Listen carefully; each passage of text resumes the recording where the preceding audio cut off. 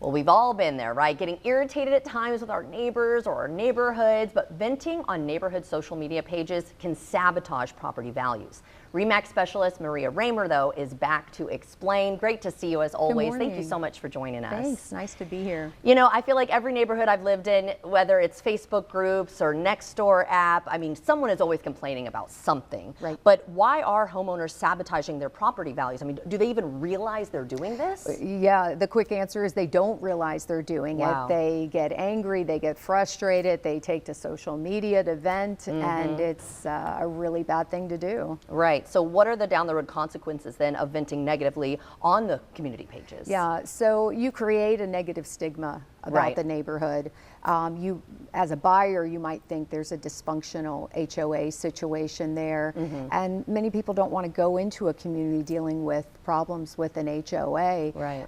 So there's some issues that could arise out of that.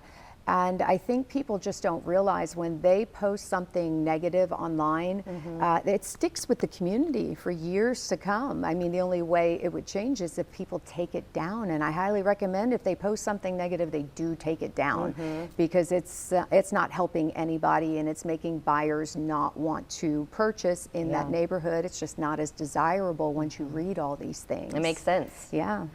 So will negative posts affect the sale price then? Oh, absolutely. Yeah, absolutely they can. Because when you have a neighborhood that has that negative stigma, they're going to average longer days on the market. Right. And so that in itself will drive the price down. But even if you have a great community that a buyer is like, oh, this is a good fit, they see all this, they'll buy in there, but for a price, like a reduced price, because they know, hey, I'm taking on potentially some problems here. So, you know, I want to be compensated going in and, you know, knowing that I'm going to have to deal with it. So definitely it can. Yeah, that makes sense. What other issues can arise from this type of public venting? I think people don't realize that there's liability when you post certain things online. Definitely that can impact the community HOA, for example. It could be a neighbor-to-neighbor dispute. Oh, yeah. You know, imagine you're the person who's trying to sell your house in that moment when these things are online. And what if they're not factual? What if they're inaccurate? Then you have a slanderous situation. You're posting things that are hurting someone else. You know, so I think you really open yourself up and your community up for liability. We're in a very litigious society, so that's the first thing people do in defense of something is call their attorney. And you don't want to be the one that has inaccurate information. And recently I had a buyer that was under the impression from Facebook posts that a community was in a lawsuit. And in fact, they are not in a lawsuit. Really? Yeah. So, and that was part of their feedback as to why they were worried about buying this particular home.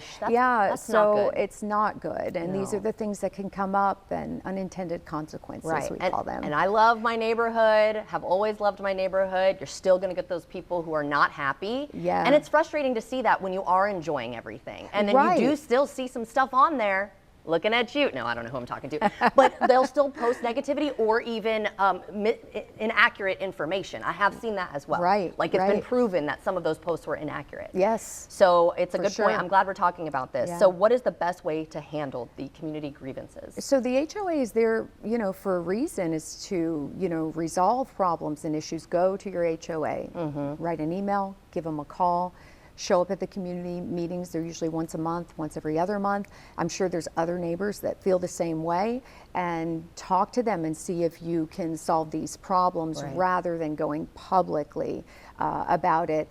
And in addition to that, just think about, if you are going to go public and put things online, why don't you tell people all the positive things? There's a reason you moved there. There's a reason your house isn't for sale. You probably love your community, but people are so quick to post the negative, not the positive. But if you start building up your community with positive Facebook posts, it's going to have the opposite effect. It's going to enhance your desirability as a community. It's going to enhance your property value. So just do the opposite. And again, I cannot stress enough, if you have posted anything negative, go and take that down. It's not a good idea to have it on there.